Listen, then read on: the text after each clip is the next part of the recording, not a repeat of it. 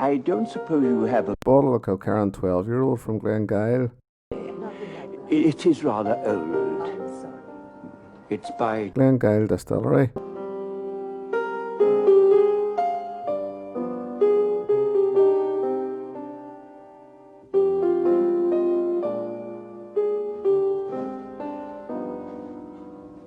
No luck, Dad. Never mind. There's still a few more to try. Good old yellow pages. We don't just help with the nasty things in life, like a blocked drain. We're there for the nice things, too. You do? Oh, that's wonderful. Can you keep it for me? Happy days. Then I can add it to the collection of 20 that I've already got and nobody else can get them.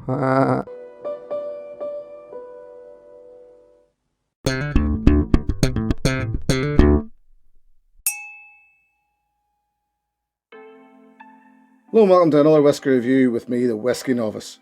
Kilkerran 12-year-old. Brilliant, isn't it? Here's to your good health. Cheers. Hey, thanks for watching my video. Please click and subscribe to be notified. No, I wouldn't do that. Of course I wouldn't. Be very nice though, wouldn't it? Anyway, review number 49, part 9 of my Baker's Dozen series, looking at 13 12-year-old Scottish single malts, and we're in Campbeltown, Glengyle distillery, looking at Kilkerran. The distillery was rebuilt, picked up by the Mitchell family in late 2000, and pretty much a rebuild, and then went into production in early 2004. And the 12-year-old was the first official release from Glengyle, following some work in progress offerings that you could get your hands on. But this was the first official release, coming out in 2016, and it has matured 78% bourbon cask, 30% sherry, lightly peated. It is bottled at 46%, it is non-chill filtered, and there's no colour added. Bingo! Just what we like, isn't it? But what's it like? Now, when you could get your hands on this, because this is what they call in Northern Ireland, a term that they use, certainly here anyway, as rare as hen's teeth. Now, you pretty much finding it quite hard to get the 12. I haven't seen it anywhere recently. I know it has become very popular, and an awful lot of that popularity is down to the fact that, one, that it's good whiskey, and two, like another one of these things, I think people buy it up because it's a bit of a rarity, or becoming a bit of a rarity. It'll be back again, of course it will. There'll be more iterations of the 12-year-old. But for now, pretty hard to get. When you could get it, was 35 to 45 pounds, which I thought was actually a very good price. It's good, thick stuff. On the nose, first thing, stewed fruit, apples and pears, mixed in with a hint of tobacco, which I'm actually getting now that I didn't get before. A hint of tobacco leaf, and your whiff of peat, but then that tobacco leaf is probably paying into that as well. So your sweetness of your stewed fruits, your apple, and that whiff of peat.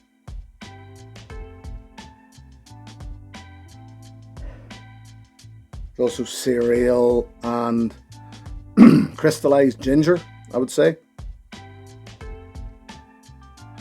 And something I know that I don't get in a lot of things. I hear an awful lot of other people talking about it, but I did get it on this. Freshly cut grass. And there's a citrusy thing. There's also a very creamy citrusy thing. So I'm trying to, if you could suggest or imagine lemon cream cheese. It's that sort of thing. It's very, very fresh. Very, very well balanced. Some new oak in there as well. There's a smell of some wood. You know what it is? Wood. It's like new oak. Very good. Into the palate.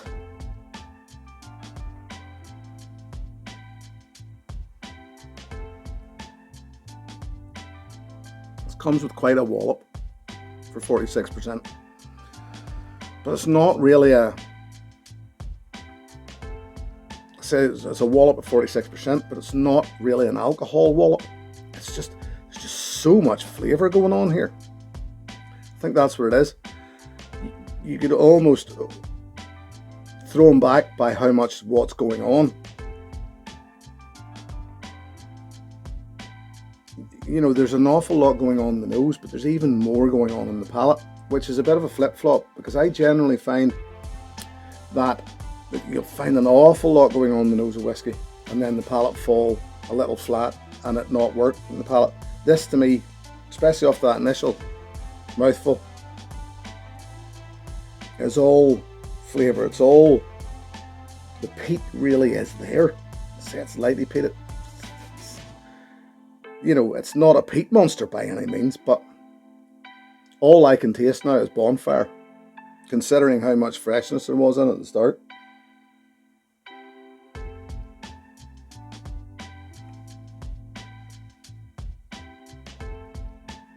Yeah, a bittersweet arrival.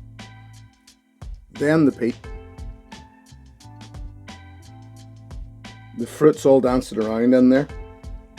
It's all in through it, cereal, oily on the palate.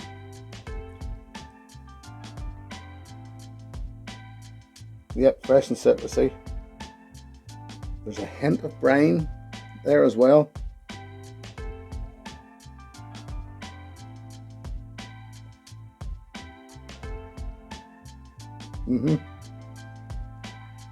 There's a hint of sea air. And there's also vanilla, which is probably that nose of oak I was getting earlier. It's just loads going on. Loads.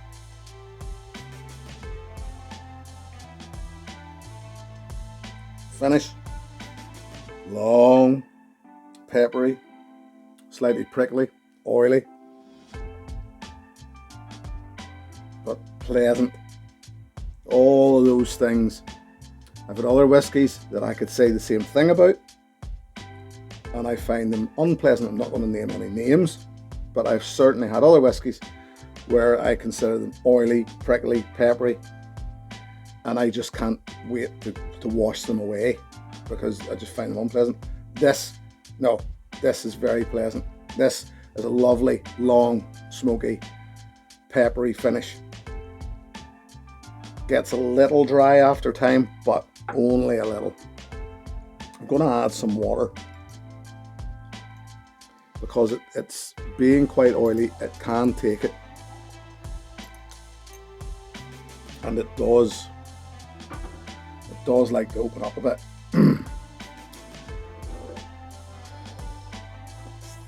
That's concerning me some. I'll have to hang on to this a while. This is the sort of whiskey that you enjoy, especially whenever you can't get hold of it. You enjoy, you take your time over.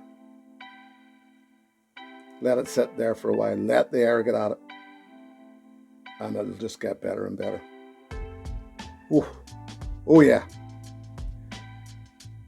Big citrus burst. Also very floral all of a sudden.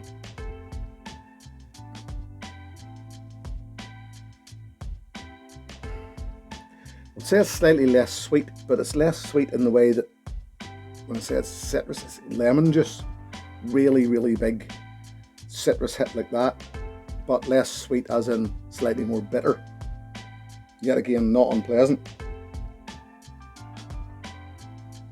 Oh.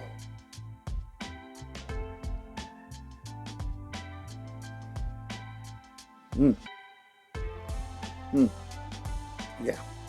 This needs water. This is a whiskey, and it's the first one I've had in a while that is improved by water.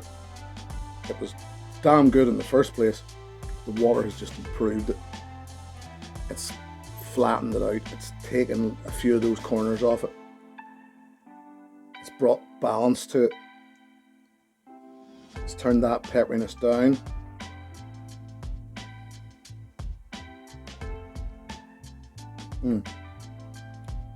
Yep. And as I said about that lemon juice, that hint of bitterness there. What it also does, adding water, is takes a lot of the peatiness out of it. Now, I like my peated whiskies, but it tended to fight a wee bit in this for me. So the water levels that playing field again.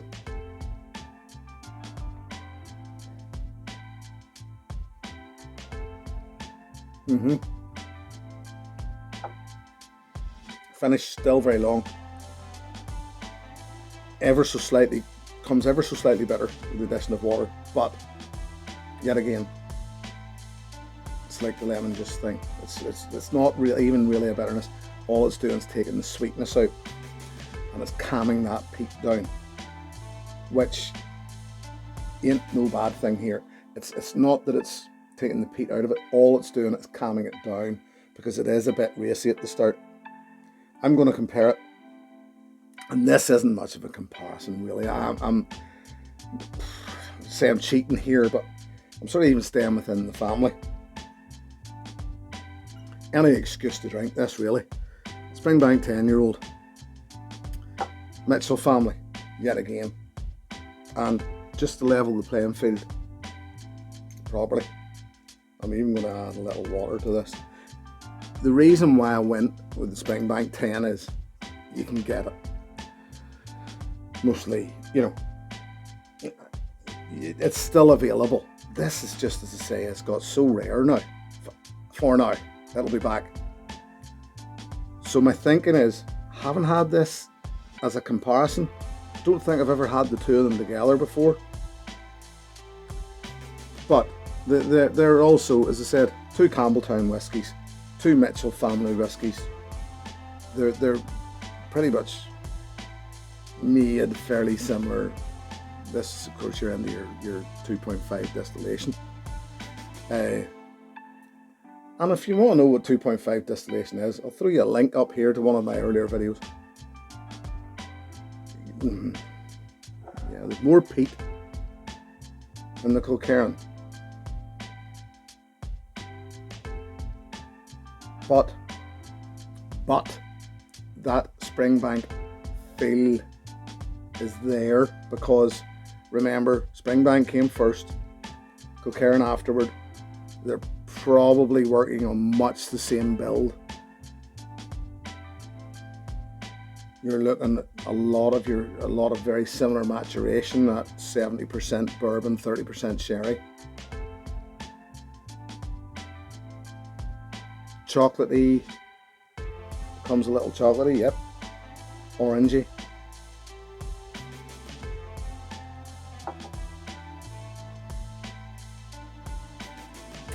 Pucker.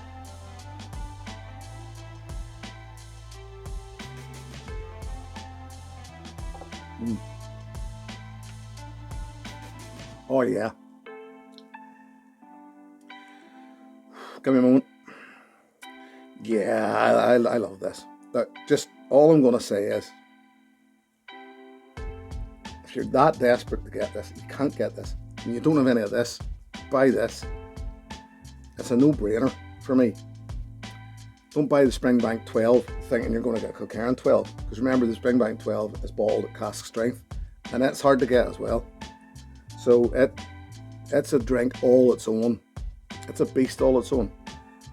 This is just something that I'll throw in a link from my review of this from quite a while back.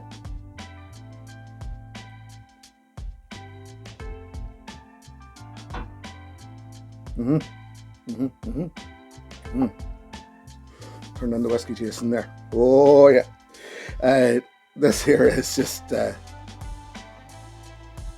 this Kilkerran, awesome. Springbank 10, awesome. Look, I'm a Springbank fanboy. Campbeltown, I'm pretty much a Campbeltown fanboy because I like my Glen Scotia as well.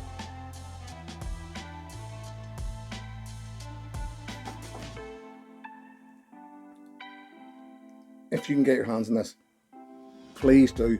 But my recommendation would be, don't go daft.